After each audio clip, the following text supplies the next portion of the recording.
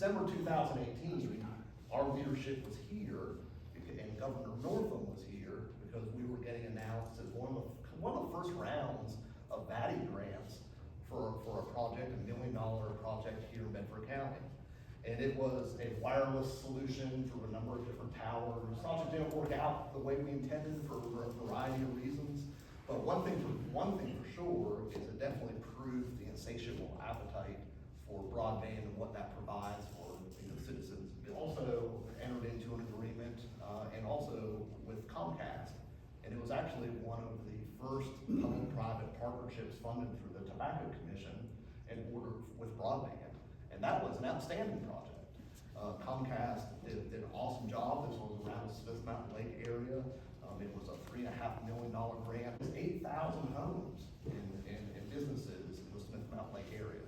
And that was an awesome grant. It was completed in 2020. Our county invested $1.7 million in matching funds in these different grant programs.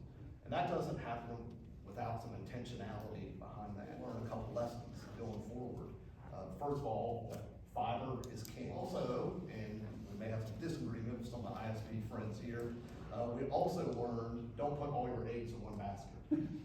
So, because if you do, you are at risk for a single point of failure, depending on who your ISP partner may or may not. Undaunted through our first couple of forays into broadband, the supervisor didn't give up the goal of universal broadband in Bedford County. We wanted to elevate our broadband presence to a higher level. COVID happened, citizens were at home, kids were out of school, businesses were struggling.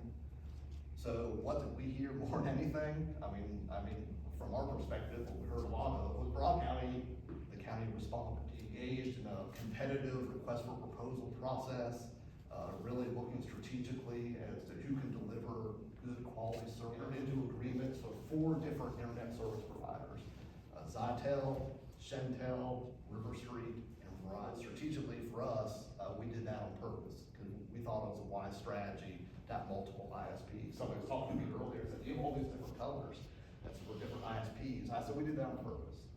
And plus, by dividing this up into the different ISPs, we engender competition, which is a great thing in business. And that brings out the best in price control, price structures, and folks who want to get dedicated ended up dedicating $14.5 million for broadband. And then we were able to leverage that into $36.5 million worth of grants. And then the ISPs also kicked in almost $30 million of grant money. So at the end of the day, $80 million worth of construction projects going on in Bedford County with related broadband. And that is just with the grants. So, of course, there's one thing, by the time this is all said and done, it's going to be close to 20,000 addresses impacted in Bedford County, which is awesome. But there is still more. We do need to finish a job and actually achieve universal coverage. The federal and BEAD money, that can happen. Play by the BEAD rules, and was a big winner in Bedford County with that. They received about 96, 97% of all the eligible BEAD passings to do the work. But we need that to happen. Senator, we need to finish that job.